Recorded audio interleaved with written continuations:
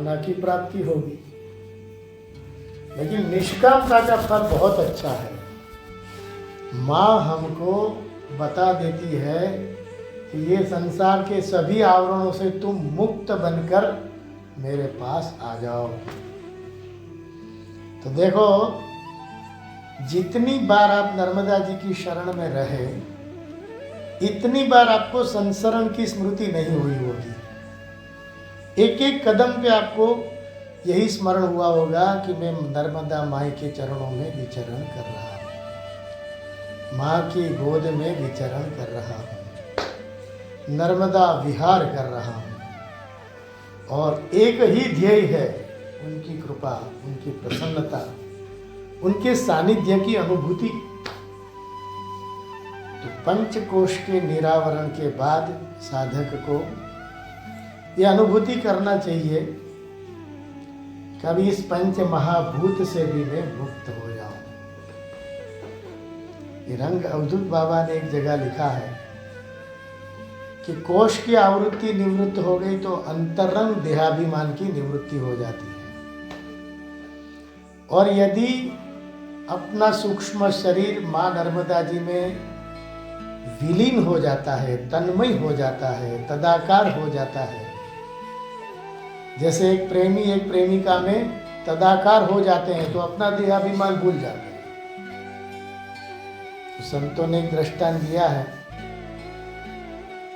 एक मियाँ भाई रोड पे चदरा लगा के नमाज पढ़ रहा था, तो एक लड़का अपनी प्रेमिका की स्मृति में तन्मय होकर जा रहा था, उसको पता ही नहीं चला कि ये चदरा के ऊपर पाँव रखा।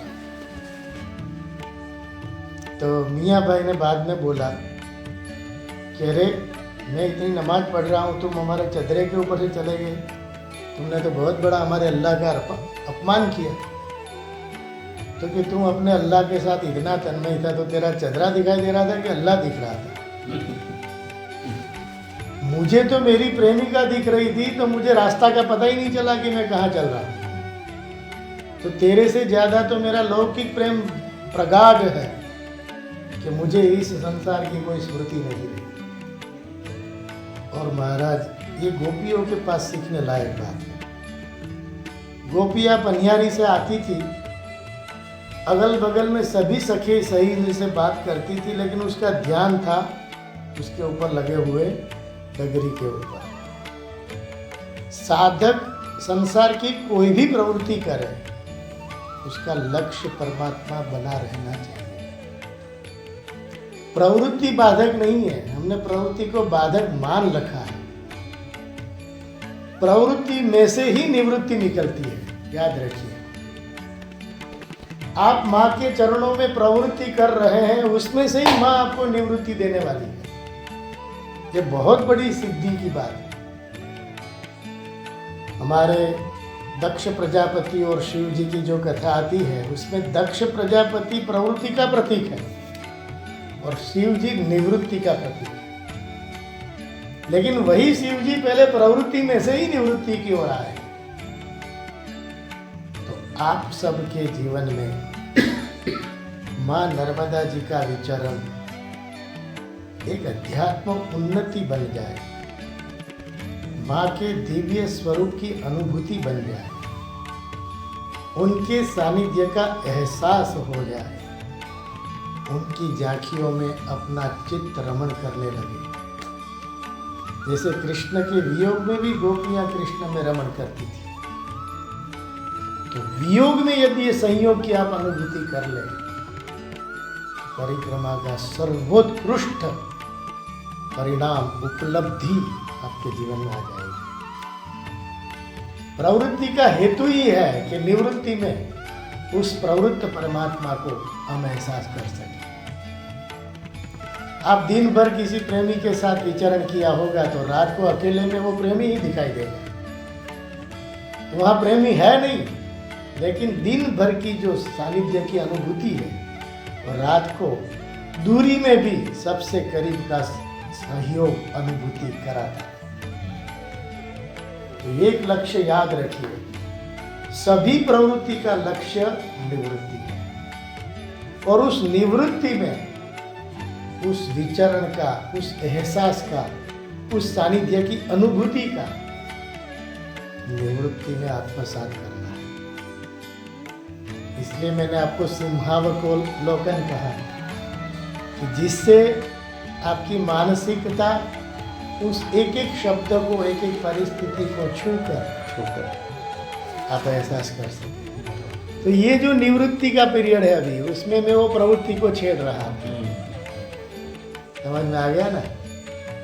और ये बात अभी तो आप थके हैं, मैं समझ सकता हूँ, लेकिन घर में, अकेले में, निवृत्ति में, टोटली निवृत्ति में आपकी प्रवृत्ति को आत्मसात करिए, एक एक कदम को, तो बहुत बड़ा आनंद होगा। और उस आनंद में वो पहलू मिलेगा जो प्रवृत्ति के द्वारा भी नहीं मिला था। छूने वाली बात यह है। और इसमें भगवान की निर्दोषता का भी दर्शन होगा, ईश्वर के ऐश्वर्य का भी दर्शन होगा,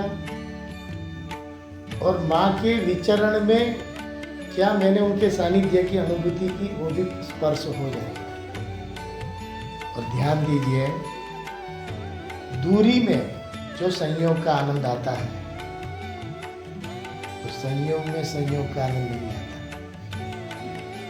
अभी हम सबकी 4 फुट 3 फुट की दूरी है। घर जाके आप मुझे याद करोगे तो मैं आपको याद करूंगा, तो आप करीब होंगे कि दूर होंगे? बस ये परिक्रमा आपकी करीबी का एहसास बन जाए, इसका संबोधन बन सकता है। फिर भी आप खोजिएगा, माँ नर्मदा जी की गोद में विचरण का एहसास, करीबी से एहसास। और वो निवृत्ति में जो आपको मिलेगा वो बाहर से नहीं मिलेगा।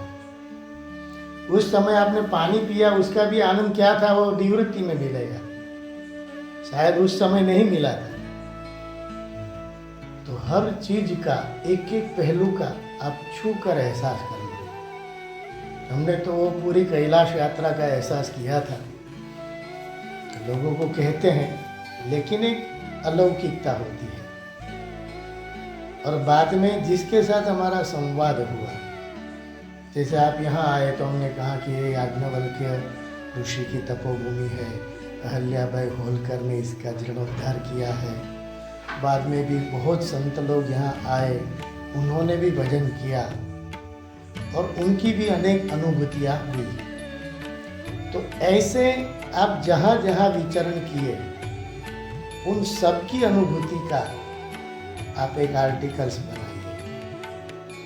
और पंचकोश माने आत्मसात का आवरण की निवृत्ति, यही पंचकोशी यात्रा का हेतु बनता है। तो हमारे जो पंचकोश है, उसकी निवृत्ति के द्वारा हम परमात्मा को चाहते हैं, नहीं कि संसार को। संसार तो कहीं से भी मिल जाएगा, और वो मिलने वाला है, तो नहीं बुलाओगे तो भी मिल जाएगा। इसलिए संसार के पीछे भटकने की जरूरत नहीं है। आपके नसीब में आज 10 रुपया लिखा है, तो आप दुकान में बैठे नहीं होंगे तो भी आपके नाम का 10 रुपया वहाँ पहुँच जाएगा। जैसे आप नौकरी नहीं करने गए तो भी सरकार ने आपको कह दिया कि आप कायदे से निवृत्ति लेकर निकले हैं, तो आपकी तनख्वाह मिल जाएगी। प्रारब्ध किसी का पीछा नहीं छोड़ता, चाहे आप 7 लोग नीचे चले जाओ। इसलिए संसार की चिंता मत करो कि संसार मिलेगा कि नहीं मिलेगा, वो आपके पीछे दौड़ कर देने वाला है। लेकिन भगवान की प्राप्ति के लिए या तो भक्त बन करके, या तो साधक बन करके। भक्त बन करके उसके वियोग में रोगे तो हो सकता है कि वो आपके आवरण मिटाकर आपके ऊपर कृपा की बारिश कर दे। लेकिन आप ज्ञानी बन करके, साधक बन करके जाएंगे तो आपको ही विवेक वैराग्य संपत्ति प्राप्त करके, श्रवण मनन निधिध्यासन करके आपको अपने आप की ओर चलना पड़ेगा। लेकिन माँ के चरणों में विचरण करोगे तो वो तो आपको बच्चे समझ करके आपकी सब व्यवस्था कर देगी। और एक दिन ऐसी यात्रा होनी चाहिए पंचकोशी में, कैसे भी कहीं भी, कि मैं पैसा और संबंध के बगैर एक दिन विचरण करूं, परिव्राजक की तरह। और उसमें एहसास होगा कि माँ कैसे व्यवस्था करती है। मैं करता था इसलिए कह रहा हूँ, मैं गिरनार में करता था। गिरनार में मैं घर में से 7 दिन का अनुष्ठान करने हसनापुर डैम के पीछे एक जगह है कुंभेश्वर महादेव करके, वहाँ साधना करने जाता था। तो घर में सब बोलते थे कि भाई इतना सादा सिमन लेके जाओ, खाओगे क्या? मैंने कभी खिलाने वाले तो वो है, हम सब क्या खिलाएंगे। तो घर में से देने के बावजूद हम दूसरे को, माने मिस्त्री, वहाँ लकड़ी काटने वाले को, किसी को भी दे देते थे। और वहाँ महादेव थे, उनके चरणों में बैठते थे, लाइट नहीं, पानी नहीं, कुछ नहीं। लेकिन बस वहाँ चंद्रमौलेश्वर, एग्जैक्ट चंद्रमौलेश्वर नाम है, जो गिरनार की परिक्रमा होती है उसका 3रा स्टैंड आता है। कभी जाइए तो वहाँ दर्शन होगा। संकल्प था कि कुछ भी रखे बगैर आज भगवान क्या करते हैं देखो। रात को दिया जलाया, अनुष्ठान शुरू किया। नवरात्र थी, 9 दिन के घर से छुट्टी लेकर आए थे। एक दिन तो पूरा पानी के ऊपर ही रहे।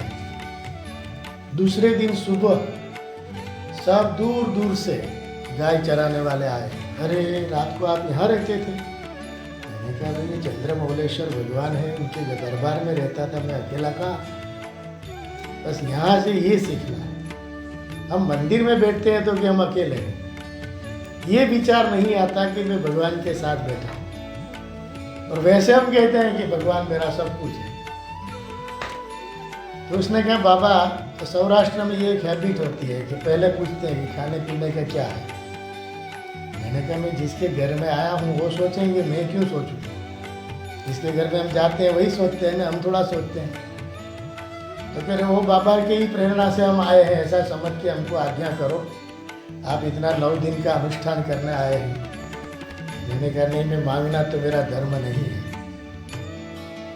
हाँ, भिक्षा मांग सकता हूँ, लेकिन अभी मैं ना सन्यासी हूँ ना ब्रह्मचारी हूँ। ब्रह्मचारी में पढ़ रहा हूँ। उसने कहा नहीं नहीं बाबा, ये खाने का तो आपको बोलना ही पड़ेगा। लड़ाई हो गई, बोलो। 50 आदमी वहाँ खड़े थे। उसने कहा पहले मैं देने आऊँगा, वो कहे पहले मैं देने आऊँगा। फिर मैंने कहा देखो, मैं अपना जोली झंडा पकड़ के बैठता तो ये नहीं मिलने वाला था। फिर मैंने कहा कि अब न्याय तो करना पड़ेगा, नहीं तो ये तो झगड़ा हो जाएगा। फिर मैंने कहा मंदिर के सामने जिसका घर हो उसकी पहली बार। लेकिन मैं एक ही टाइम प्रसाद लेता हूँ, रात को थोड़ा दूध ही लेता हूँ। तो ठीक है, लेफ्ट साइड वाले का दूसरा नंबर, फिर राइट साइड वाले का पहला नंबर। ऐसे 9 दिन में 9 का बंटवारा किया। अब देखो, जब तक द्रौपदी ने अपनी ताकत पकड़ी तब तक कृष्ण का साक्षात्कार नहीं हुआ। अब यहाँ थोड़ा गंभीर सत्य पकड़ के चलिए। माँ को भी आप उसका अनुग्रह सानिध्य चाहते हो तो दुनिया का आवरण मिटा के चलो, चाहे भूखे रहना पड़े, अरे मर जाना पड़े। देहम पातयामी वा कार्यम साधयामी। एक बार उनका एहसास करना है तो एक बार ये भी देख लो कि कैसे होता है, कि वो क्या चाहती है। उनकी चाह में अपनी चाह मिलाओ। हम संसार के आवरण में चाह मिलाकर उनको चाहते हैं, इसलिए उनकी प्राप्ति नहीं होती। थोड़ा गंभीर है, कड़वा है, लेकिन सत्य है। देख लिया ना आपने कि संसार के आवरण के बगैर हम भगवान को कैसे देख सकते हैं, बताओ। हम उसका दृष्टांत में कहते हैं कि मीठे नमक की जो गुड़ी होगी, माने कंकरी होगी मुंह में, तो दूध पाक का स्वाद नहीं आ सकता, चाहे कितना भी मीठा हो। बस यहाँ से एक कड़वा सत्य हम पचा लें कि संसार के आवरण के बगैर हम उनको चाहते हैं, चाहे 1 किलोमीटर चले, चाहे 1 किलोमीटर जाकर उसकी गोद में बैठे, वो क्या चाहती है वो तो देखो। हम अपनी चाह लेकर चलते हैं, हम अपने आवरण को लेकर चलते हैं, अपने सामर्थ्य को लेकर चलते हैं। ये अपना सामर्थ्य है कि नहीं? अरे कुछ नहीं मिलेगा तो हम देख लेंगे, वो हो जाएगा, वो हो जाएगा। अरे वो तो होने ही वाला है, लेकिन उनके आदेश में मिटाओ अपने आप को। हम भी यहाँ कचपुर से और रात को 12 बजे तक पानी नहीं आया था, नाव चलने वाली नहीं थी, तो हमने कहा कि भाई देखो कुछ बनाना कराना नहीं है। एक मंदिर में गया, भरवाड़ थे वो, मैंने कहा भिक्षा दो यार, हम तो साधु हैं। हाँ बाबा क्यों नहीं मिलेगा, बोलो क्या चाहिए? मैंने कहा खिचड़ी खिला तो बहुत हो गया।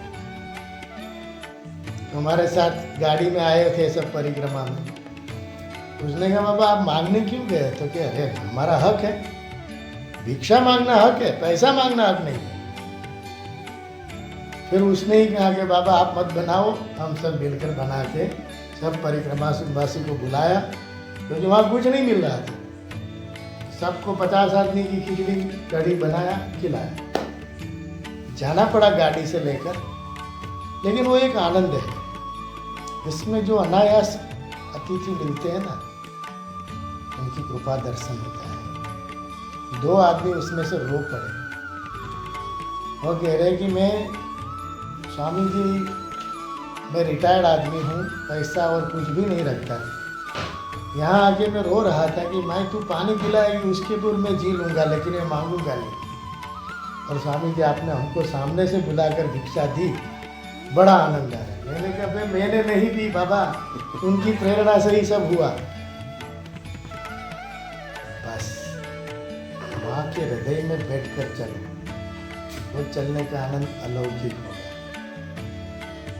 अपने आवरण को मिटा कर चलो, अपने सामर्थ्य को उनके सामर्थ्य में समर्पित करके चलो। जब तक हम अपना सामर्थ्य पकड़ के चलेंगे तब तक उनका सामर्थ्य नहीं मिलेगा। बात इतनी सी है, वो तो अनंत सामर्थ्यवान है, उसके पास कुछ भी करने का सामर्थ्य। कर्तुम अकर्तुम अन्यथा सर्वसमर्थ, ये है मां नर्मदा जी। बस एक अभिचरण उनके हृदय में बैठकर करो। ये पहला अनुभव हमारे लिए ठीक ही था। शरीर को जो चोट लगानी थी, जो कोई आदमी टेढ़ा मेढ़ा चलता है तो माँ थोड़ा लगा देती है। जीवन में देखो भगवान है ना, वो सावधानी सिखाने के लिए ऐसी चोट लगाती है कि आज ऐसा चल रहे हो ठीक है, लेकिन दूसरी बार ऐसे मत चलना। मैं तो अपने आप का ही दोष देखता हूँ, दूसरे को नहीं देखता हूँ। अब मिट्टी का तो स्वभाव है चिकनापन, अब उसका क्या दोष? अब मैं ना देखूँ तो सही बात है ना। जीवन में जितना चलो, जहाँ भी चलो, उनके लिए चलो, उनके विश्वास से चलो, और ऐसा चलो कि जिससे उनकी अनुभूति हो जाए। और दुनियादारी तो महाराज सब जगह मिलेगी, पैसा दिया और सब मिला, लेकिन एक बार पैसे के बगैर माँ क्या व्यवस्था करती है वो तो देखो। मैं गिरनार में ऐसे विचरण करता हूँ। पत्थर चेटी एक जगह है, वहाँ एक साधु पत्थर चाट करके जीवन निर्वाह करते थे। बताओ, आप कभी जाएंगे और हम जाएंगे तो बताएंगे। पूरा जीवन भर वो पत्थर को ही चाटते थे, कभी खाना नहीं खाया उसने, लेकिन उसमें से क्या मिलता था भगवान जाने, लेकिन वो जीता था और 103 साल जीते। रामानुज संप्रदाय के साथ थे, और वही जगह पे हम पढ़ने जाते थे पढ़ाई। एक मोपेड था, वो तट पे रखते, 5000 स्टेप था उसका, तो चढ़ के फिर वहाँ जाके पढ़ते। शाम को वापस उतर के वही स्कूटी लेके घर में। ये भी एक अलौकिक आनंद है। जरूरी नहीं है कि ऐसी रूम में ही पढ़ो, प्रकृति की गोद में पढ़ो तो देखो वो भी आशीर्वाद देगी। आप सबकी यात्रा मंगलमय हुई, बहुत आनंद हुआ। बस जो भी यात्रा करे इसमें यातना के साथ, या माने जो, त्रा माने त्रायते रक्षते, जिसकी शरण में आप चल रहे हैं वो आपकी जरूर रक्षा करेंगे, ये विश्वास से चलो तो यात्रा हो जाएगी, है कि नहीं। अभी आप यहाँ आए तो हम यही देखेंगे कि कोटेश्वर महादेव सब व्यवस्था देखेंगे, तो आप उनके विश्वास से यहाँ आए, हमारे विश्वास से नहीं आए। हम तो क्षण भंगुर है देह दृष्टि से, लेकिन शाश्वत आप 100 साल के बाद भी कोई आएगा तो क्या कहेगा, हम कोटेश्वर गए। शाश्वत सत्ता को अधिष्ठान समझो, हम सब तो निमित्त होते हैं, निर्माता तो वही है। बस तो आप माँ नर्मदा जी की गोद में जितना विचरण किया, उसके एक एक पद में, आपकी पद यात्रा में जन्मों जन्म के पाप का क्षय हो, माँ के सानिध्य का एहसास हो और पंचकोश आवरण की आत्यंतिक निवृत्ति हो। इन शुभेच्छा और आशीर्वाद के साथ मैं अपनी वाणी को विश्राम देता हूँ।